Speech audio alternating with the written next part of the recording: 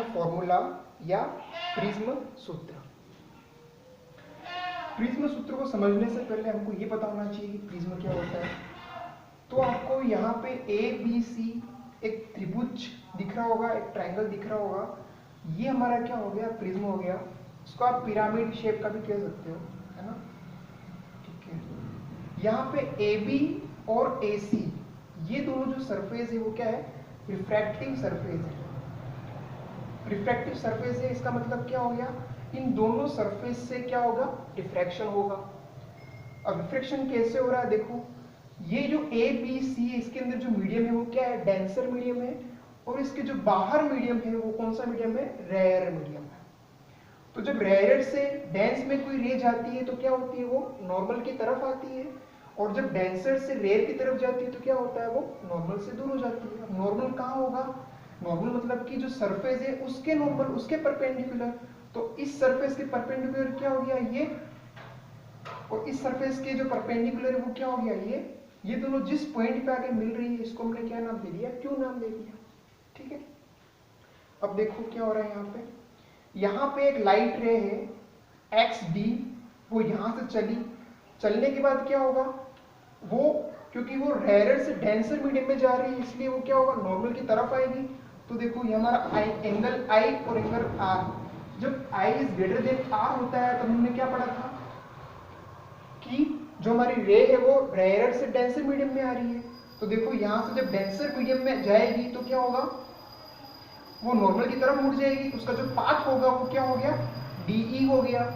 फिर क्या हो गया, यहाँ से भी वो अब रिफ्रैक्शन होगा, उसका रिफ्रैक्शन होने के बाद क्या होगा, वो ई वाई की तरफ चली जाएगी। रिफ्रैक्शन हुआ मतलब कि वो क्या हो जाएगा, क्योंकि डेंसर से रेयर मीडियम में जा रही है इसलिए उसका जो ई है वो क्या होगा, आर से बड़ा हो जाएगा। हमने ये चीज पढ़ रखी है ना।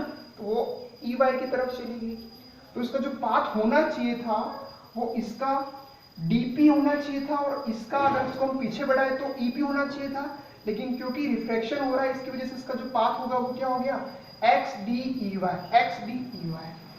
तो इसका मतलब जो डेविएशन हुआ, जो पाथ में जो डेविएशन हुआ, जो एंगल डेविएशन हुआ वो कितना हो गया, डेल्टा हो गया, है ना। तो हमें इस डेल्टा को फाइंड आउट करना है। अब जो डेल्टा भी यहाँ पे वेरी कर रहा है, यहाँ पे डेल्टा हर बार चेंज हो रहा है, और चेंज कैसे हो रहा है, डिपेंड करता है हम वो इंसिडेंट एंगल कैसे ले रहे हैं। हम जैसे जैसे इंसिडेंट एंगल को बढ़ाते जाएंगे, इसका एक प्लॉट बनता है, इसका ग्राफ बनता है, वो कैसे बनता है इसको समझ लो। ये हमारा क्या हो गया, इंसिडेंट एंगल, और ये क्या हो गया हमारा डेविएशन एंगल। जब हम एंगल को बढ़ाते जा रहे हैं तो फिर क्या होगा, उसके साथ साथ हमारा जो डेविएशन एंगल है वो कम होता जाएगा, और एक पर्टिकुलर इंसिडेंट एंगल पे हमारा जो डेविएशन एंगल है वो सबसे मिनिमम होने के बाद फिर से बढ़ेगा। तो मतलब इसका जो ग्राफ बनेगा वो कुछ इस तरीके से बनेगा।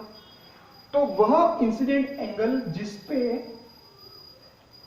जिसपे हमारा जो डेविएशन एंगल है वो क्या हो जाता है, मिनिमम हो जाता है, उस कंडीशन में क्या होता है, हमारा जो इंसिडेंट एंगल होता है वो किसके इक्वल हो जाता है, ई के इक्वल हो जाता है। जब हमारा deviation angle minimum deviation angle बन जाता है उस कंडीशन में, ये आपको डेविएशन एंगल कहां से मिल जाएगा, यहां से मिल जाएगा, है ना। उस कंडीशन में हमारा जो इंसिडेंट एंगल है वो किस एंगल के बराबर हो जाएगा, इमर्जेंट एंगल के बराबर हो जाएगा। इसको पहचानने का तरीका क्या है, बहुत सिंपल है, ध्यान से देखो। ये जो रे दिख रही है आपको, डीई जो लाइन दिख रही है वो इसका जो बेस है, इस ट्रायंगल का जो बेस है उसके पैरेलल हो जाएगा, उसके समांतर हो जाएगा। तो देख रहे हो अभी यहाँ पे डी इसके बराबर हो गया, किसके समांतर हो गया, बीसी के समांतर हो गया। इसका मतलब क्या हो गया, आई ई के इक्वल हो गया। और हमको जो ये हमें जो ये आर और आर मिल रहा है, मतलब कि रिफ्रैक्शन एंगल मिल रहा है, इसको R1 कह दो, इसको आप R2 कह दो, है ना। तो ये R1 और R2 इस कंडीशन में अपन को क्या दिख रहे हैं, बराबर दिख रहे हैं। तीन चीजें आपको यहां से पता चल गई होगी कि जब हमारा डेविएशन एंगल सबसे मिनिमम होता है तब इंसिडेंट एंगल इमर्जेंट एंगल के बराबर होता है, और दोनों जो रिफ्रैक्शन एंगल होते हैं वो क्या होते हैं, सेम होते हैं, है ना। दोनों जो रिफ्रैक्शन एंगल होते हैं वो क्या होते हैं, सेम होते हैं। तो हमको ये चीजें पता होनी चाहिए।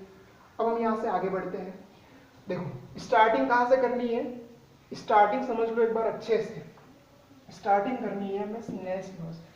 हमको क्या निकालना है, यहाँ से म्यू की वैल्यू फाइंड आउट करनी है। म्यू निकालने के लिए हमें क्या पता होना चाहिए, आई पता होना चाहिए और हमें आर पता होना चाहिए। तो फाइनली हमें ये चीज पता लग चुकी है कि हमें आई की वैल्यू निकालनी है और आर की वैल्यू निकालनी है ना। आई की वैल्यू और आर की वैल्यू जैसे ही पुट करेंगे हमें क्या मिल जाएगा, म्यू मिल जाएगा, रिफ्रैक्टिव इंडेक्स मिल जाएगा उस प्रिज्म का। अब देखो निकालना कैसे है, इसको सीख लेते हैं। सबसे पहले स्टार्टिंग कहां से करो, ये क्वाड्रिलेटरल ले लो A D Q E, quadrilateral ले लो ए डी क्यू ई। उसमें आप देख रहे हो angle A plus angle A D Q plus angle Q plus angle A E Q, ये किसके इक्वल होता है, चतुर्भुज के चारों कोणों का योग कितना होता है, 360 डिग्री होता है ना। ठीक है जी। अब देखो एंगल ए डी क्यू और एंगल ए क्यू ध्यान से देखो, क्योंकि ये नॉर्मल है तो ये एंगल क्या होगा, 90 होगा और ये एंगल भी 90 होगा। नॉर्मल है ना, मतलब कि क्या है, अभिलंब है, इसके क्या हो गया, अभिलंबवत है, लंबावत है, तो फिर ये एंगल क्या हो गया 90 डिग्री। तो ये भी 90 और ये भी 90, ये 90 है और ये भी 90 है। तो angle A plus angle Q plus 90 plus 90 कितना हो गया 180 इज इक्वल टू 360। तो angle A plus angle Q कितना हो गया, इसको मैं 180 लिख दूं डायरेक्टली, 360 डिग्री माइनस 180 डिग्री कितना हो गया 180 डिग्री, ये हो गया हमारा इक्वेशन 1। ठीक है, इसको आप समझ लो अच्छे से, ये इक्वेशन 1 हो गई। अब देखो ध्यान से, अब हम ले रहे हैं ट्रायंगल डी क्यू ई, ट्रायंगल डी क्यू ई। बच्चों ये हम ले रहे हैं मिनिमम डेविएशन के केस में। यहाँ पे हम जो चीज ले रहे हैं वो किस केस में ले रहे हैं, मिनिमम डेविएशन, मतलब कि जब न्यूनतम विचलन की स्थिति है तब के केस की हम बात कर रहे हैं। R1 R2 की जगह RR ले लो, क्योंकि हम मिनिमम डेविएशन का केस ले रहे हैं, है ना। तो ये हमारा क्या हो गया R हो गया और ये भी क्या हो गया R हो गया। तो अब देखो angle Q plus angle R plus angle R is equal to कितना हो गया 180 डिग्री, है ना। तो angle Q plus 2R is equal to कितना हो गया 180 डिग्री। अब देखो कंपैरिजन करके देखो, इसको मैं ऐसे लिख लेता हूं, 2R plus angle Q is equal to क्या हो गया 180 डिग्री, है ना। तो देखो ध्यान से इसको और इसको कंपेयर करो, यहाँ पे एंगल A है, यहाँ पे 2R है, यहाँ पे Q है, यहाँ पे Q है, यहाँ पे 180, यहाँ पे 180 है। तो Q की जगह तो Q है, 180 की जगह इक्वल हो गया 2R की इक्वल हो गया ना। तो यहाँ से R की वैल्यू क्या निकल गई a/2। इन दोनों चीजों को ध्यान रखो, a बराबर 2R या फिर R बराबर a/2। अल्टीमेटली हमारा जो R है वो किसके इक्वल है a/2 के, तो जो a है वो किसके इक्वल हो जाएगा 2R के इक्वल हो जाएगा। अब यहाँ से हम ट्रायंगल ले रहे हैं, तीसरा ट्रायंगल PDE। क्या ले रहे हैं, तीसरी चीज हम क्या ले रहे हैं, ट्रायंगल PDE। क्या ले रहे हैं, ट्रायंगल PDE, है ना। इस ट्रायंगल PDE में जो एक्सटीरियर एंगल डेल्टा है वो किसके इक्वल हो जाएगा, the sum of opposite two angles. कौन कौन से हैं वो, PDE प्लस PED। अब आप ध्यान से देखोगे तो जो PDE है वो किससे मिलकर बना हुआ है, देखो एंगल I ये इस पूरे के इक्वल होगा, अपोजिट एंगल शीर्षाभिमुख कोण, है ना। ये एंगल और ये दोनों एंगल इक्वल होंगे, इसका मतलब हमारा जो I है वो किसके इक्वल होगा, एंगल PDE प्लस R के इक्वल होगा। तो जो PDE है वो किसके इक्वल हो गया, angle I minus angle R। मैं यहाँ इसकी वैल्यू पुट कर रहा हूँ, angle I minus angle R plus PED, है ना। तो देखो यहाँ PED किसके इक्वल हो जाएगा, इसी तरीके से angle E minus angle R के, क्योंकि हम मिनिमम डेविएशन एंगल ले रहे हैं। उस केस में हमारा जो एंगल I होता है वो किसके इक्वल होता है, एंगल E के इक्वल होता है। तो I किसके इक्वल हो गया, E के, तो यहाँ हम 2I लिख सकते हैं, माइनस R, तो ये क्या हो गया माइनस 2R हो गया, है ना। 2R की जो वैल्यू वो क्या है, A है, तो delta M is equal to क्या हो गया 2I माइनस है, हमें आई निकालना है। I is equal to 2i is equal to क्या हो गया, डेल्टा एम प्लस ए।